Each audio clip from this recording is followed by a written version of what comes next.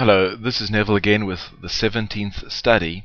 In our guided tour, we're looking at Matthew chapter 14 today. As we deal with Matthew chapter 14, we find first of all hateful Herodias, and then we find Jesus dealing with various miracles. We see how Jesus deals with grief, and we also find out what Jesus wants of us. He basically wants us to get out of the boat. The outline then would be Herod martyrs John, and Jesus feeds 5,000 and the walking on the water. First of all, the martyrdom of John. John is mistreated by Herod.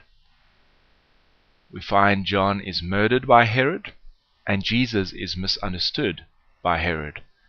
And then the miracles of Jesus. He feeds 5,000 and he walks on water. Let's read our text together.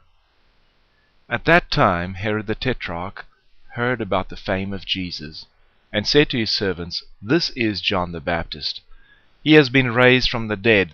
That is why these miraculous powers are at work in him." For Herod had seized John and bound him, and put him in prison for the sake of Herodias, his brother Philip's wife, because John had been saying to him, "It is not lawful for you to have her." So here we have a woman who was initially married to her uncle, divorces him, marries the brother in turn has divorced someone else, and it's a big mess, and John talks the truth. He calls them on it. But sometimes telling the truth is not a good thing in our world that demands political correctness. Whether we call people on their faults or not, they will answer for it eventually. As we see here, the truth is spoken. And though he wanted to put him to death, he feared the people, because they held him to be a prophet. But Herod's birthday came, and the daughter of Herodias danced before the company, and pleased Herod, so that he promised with an oath to give her whatever she might ask. Prompted by her mother, she said, "Give me the head of John the Baptist here on a platter." And the king was sorry, but because of his oaths and his guests, he commanded it to be done. He sent and had John beheaded in the prison, and his head was brought on a platter and given to the girl, and she brought it to her mother. And his disciples came and took the body and buried it, and they went and told Jesus. Now this is the cousin of Jesus, one of the few people in the world who could possibly have understood the ministry of Jesus. And so this obviously hurts Jesus very deeply. How does he overcome his grief? First of all, he does what every one of us would do. He withdraws. Verse 13. Now when Jesus heard this, he withdrew from there in a boat to a desolate place by himself. But when the crowds heard it, they followed him on foot from the towns. When he went ashore, he saw a great crowd, and he had compassion on them and healed their sick.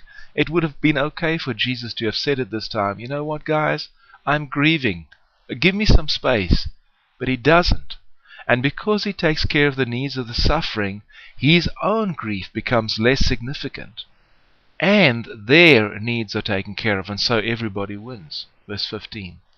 Now when it was evening, the disciples came to him and said, "This is a desolate place, and the day is now over. Send the crowds away to go into the villages and buy food for themselves."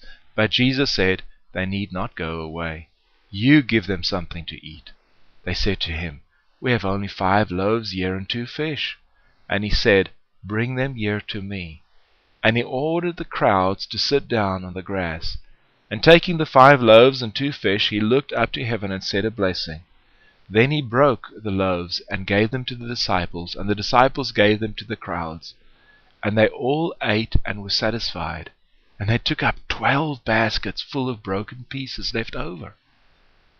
And those who ate were about 5,000 men, besides women and children.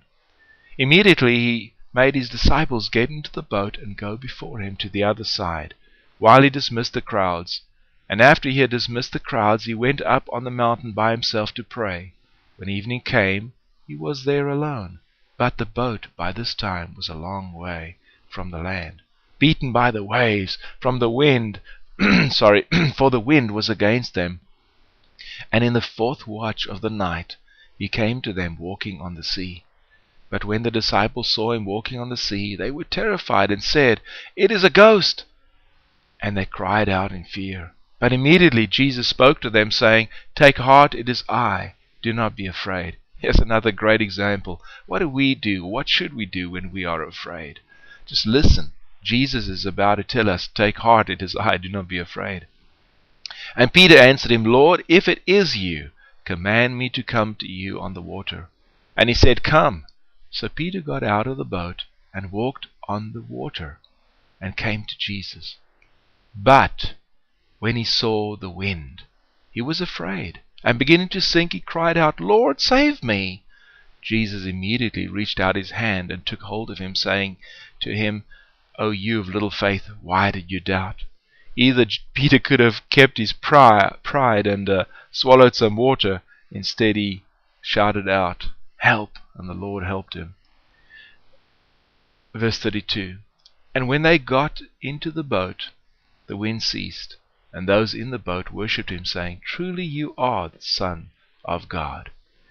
And when they had crossed over, they came to land at Gennesaret. And when the men of that place recognized him, they sent all around to all the region, and brought to him all who were sick, and implored him that they might only touch the fringe of his garment. And as many as touched it were made well. I pray today, as you go into this day, you will have an opportunity to touch the garment of Jesus. This is the closing of the Galilean ministry of Jesus, and it is a time for us to start taking seriously this walk that we have with our Savior. I pray that you won't sink. I pray that you will swallow your pride instead of swallowing water. Cry out to Jesus, and he will tell you to come. Then keep your eyes fixed on your Savior. God bless you as you attempt this walk today.